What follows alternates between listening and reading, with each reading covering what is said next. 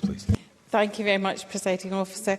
I think at the start of my speech today, I would like to express my solidarity from the Chamber with those women and girls throughout the world who are denied education, particularly the women in Iran at the moment. We've been reflected on some anecdotes from when we were younger. I wasn't going to actually put this in my speech, but when I went into my first O-grade physics class as the only girl in the class, the teacher said to me, "What are you doing here? Girls don't belong here." And if Mr Reddy, I can only answer this from me, but why did I stay in that environment? Well, I'm just thrown, which he probably knows that by now as well.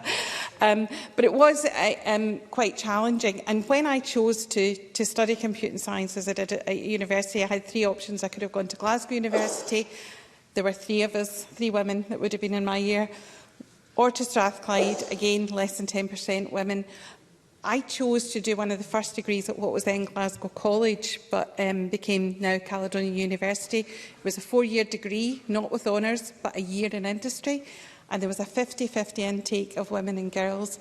And to me, it just felt much more comfortable. And I've never regretted that decision because it taught me a lot about pathways into careers, about how apprenticeships, work experience and a different approach can make all the difference. Can I say to my colleagues as well over here, I studied economics for 2 years as part of that degree, so it was quite a different approach. And I think what we've heard about unique and different approaches to encouraging women is really important. So I am a member of the British Computer Society, and I draw my Chamber's to my register of interest as the Vice Chair of the Scottish Schools Education Research Centre, CERC, which means I'm also one of those women that are part of the leaky pipe from the RSE's Tapping All Our Talents report, which has been covered in detail and covers some of the challenges for maintaining a career in science going forward.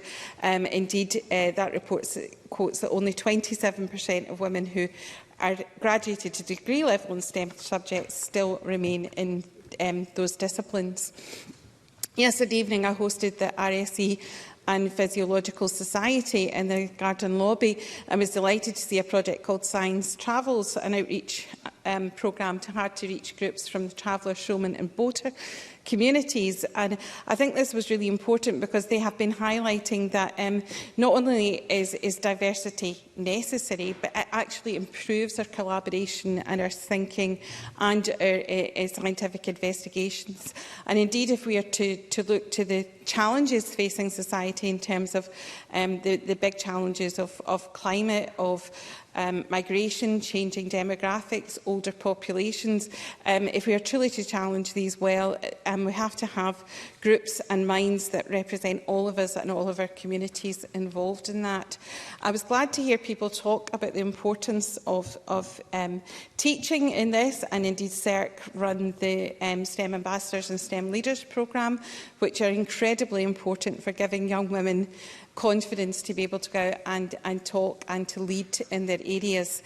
And I'm quickly running out of time, but I want to highlight one totally inspiring teacher, Tony Scullion, who started the Social Enterprise Dress Code and runs coding classes for young women throughout Scotland and is award-winning in her endeavours. And it just, to me, highlights how important it is inspiring teachers are if we're to inspire future generations of women and girls in science. Thank you, Presiding Officer.